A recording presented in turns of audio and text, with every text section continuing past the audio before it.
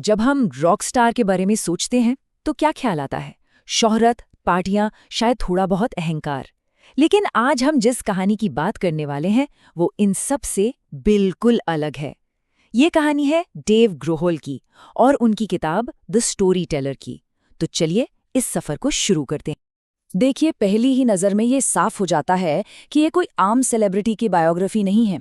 इसमें अहंकार और शोहरत का दिखावा बिल्कुल नहीं है, बल्कि यहाँ बात होती है आभार की, गहरे दुख से उभरने की और उस हिम्मत की जो कभी हार नहीं मानती। ये उस इंसान की कहानी है जो अपने हीरो के साथ स्टेज पर आने के लिए शुक्रगुजार है और सबसे बड़े तूफानों से लड़ने की हिम्मत भी रखता है।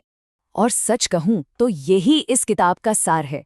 यहाँ संगीत सिर्फ एक करियर नहीं है, नहीं, ये मुश्किल वक्त में सांस लेने की वजह है। मतलब ये कहानी स्टारडम की नहीं, जिंदा रहने की है। तो आखिर ये कहानी शुरू कहाँ से होती है? ये शुरू होती है एक ऐसे लड़के से जिसके लिए संगीत ही उसकी दुनिया थी। डेव ग्रोहाल का बचपन वैसा नहीं था जैसा हम किसी रॉक स्टार का सोचते हैं। उनकी परवरिश उनकी सिंगल मदर ने की।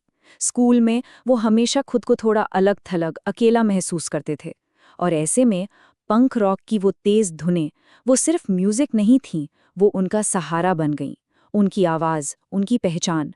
और कमाल की बात यह है कि उन्होंने संगीत किसी बड़े स्कूल में नहीं, बल्कि अपने कमरे में गानों को सुन सुनकर और हजारों गलतियां करके सीखा। और यहीं पर हमें इस किताब का पहला और शायद सबसे बड़ा सबक मिलता है कि अगर किसी चीज़ के लिए आपके दिल में सच्चा जुनून है ना, तो वो किसी भी टैलेंट से कहीं ज्यादा पावरफुल है। लगन ही असली ताकत है। और फिर वो दौर आया जब उसी लड़के का जुनून उसे छोटे छोटे क्लबों के भीड़ से निकालकर दुनिया के सबसे बड़े स्टेज तक ले गया। जरा इस टाइमलाइन को देखिए, ये दिखाता है कि उनकी जिंदगी कितनी कितनी तेजी से बदली। सोचिए, 17 साल की उम्र में वो एक टूर वैन के फर्श पर सो रहे थे और सिर्फ 6 साल बाद 23 की उम्र में वो दुनिया के सबसे बड़े बैंड का हिस्सा थे। ये कोई सफर नहीं था, ये एक तूफान था। इस किताब की एक और बहुत खास बात है कर्ट कोबेन का जिक्र। ग्रोहोल उन्हें किसी देवता या मिथक की तरह नहीं दिखाते जैसा अक्सर होता है। नहीं, वो उन्हें एक दोस्त के तौर पर याद करते हैं। एक ऐसा इंसान जिसकी आंखों में दुनिया बदलने का सपना था। ये एक बहुत ही ईमानदार और दिल को छू लेने वाला नजरिया है। और फिर अचानक सब बिखर गया। किताब में ग्रोहाल उस गहरे सदमे का जिक्र करते हैं जो कर्ट कोबेन की मौत के बाद उनकी जिंदगी में आया।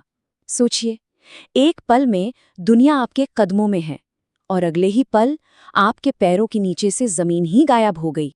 शोहरत की ऊंचाइयों पर उन्हें एक कड़वी सच्चाई का एहसास हुआ। सफलता चाहे कितनी भी बड़ी क्यों ना हो, वो आपको जिंदगी के दर्द और नुकसान से नहीं बचा सकती।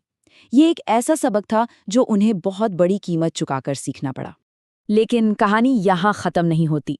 असल में यहाँ से एक नई कहानी शुरू होती है। राख से उठकर फिर से खड़े होने की कहानी, उम्मीद की कहानी। निर्वाण के अंत के बाद डेव ग्रोहोल सचमुच खो गए थे। संगीत जो कभी उनकी सांसें हुआ करता था, अब उन्हें सुनने में भी दर्द देता था। उन्हें समझ नहीं आ रहा था कि वो आगे क्या करें, कहाँ जाएं। वो एक ऐसे समंदर में थे जहां दूर दूर तक कोई किनारा नहीं था। तो उन्होंने वापसी कैसे की? अकेले। फू फाइटर्स का जो पहला एल्बम था, उसे रिकॉर्ड करने वालों की संख्या थी एक, सिर्फ एक, खुद डेव ग्रोहोल। उन्होंने अकेले ही सारे इंस्ट्रूमेंट्स बजाए, सारे गाने गाए। ये अपने डर पर काबू पाने और एक नई राह बनाने की एक जबरदस्त मिसाल है। और यहीं से एक और सबक मिलता है कि जिंदगी में दोबारा शुरुआत करना मुमकिन है, हमेशा मुमकिन है। बस शर्त एक है कि वो पहला कदम उठाने की हिम्मत होनी चाहिए। और उसी एक अकेले कदम ने एक नए सफर को जन्म दिया। एक नया बैंड, एक नया परिवार और जिंदगी को देखने का एक बिल्कुल नया नजरिया। ये टेबल उनके नजरिए में आए जमीन आसमान के फर्क को दिखाता है। देखिए, जहां निर्वाण की एनर्जी गुस्से, अराजकता से भरी थी, वहीं फू फाइटर्स की नींव रखी गई खुशी पर, एक दूसरे के सम्मान पर और साथ मिलकर कुछ बनाने के आनंद पर। ये एक ऐसा बदलाव था जो उन्होंने अपने तजुर्बे से सीखा। तो पूरी किताब में कुछ संदेश बार बार सामने आते हैं कि संगीत कैसे आपका हाथ थाम सकता है जब कोई और न हो, कैसे आपकी कमियां और गलतियां ही आपकी असली ताकत है, कि इस कठोर इंडस्ट्री में भी दयालुता के साथ आगे बढ़ा जा सकता है और सबसे जरूरी, बस डटे रहो, मैदान मत छोड़ो। और शायद यही यही देव ग्रोहाल की दशकों लंबी कामयाबी का असली राज है। उनकी विनम्रता, जमीन से जुड़े रहना और दूसरों का सम्मान करना, यही वो चीज है जो उन्हें आज भी उतना ही बड़ा बनाती है जितना वो सालों पहले थे। तो आखिर में ये कहानी हमें एक बहुत गहरे सवाल के साथ छोड़ जाती है। क्या असली हिम्मत निडर होने में है, या फिर डर के बावजूद हर सुबह उठकर हर मुश्किल का सामना करने और बस डटे रहने के साहस में है? शायद यही द स्टोरी टेलर का अंतिम और सबसे शक्तिशाली संदेश है।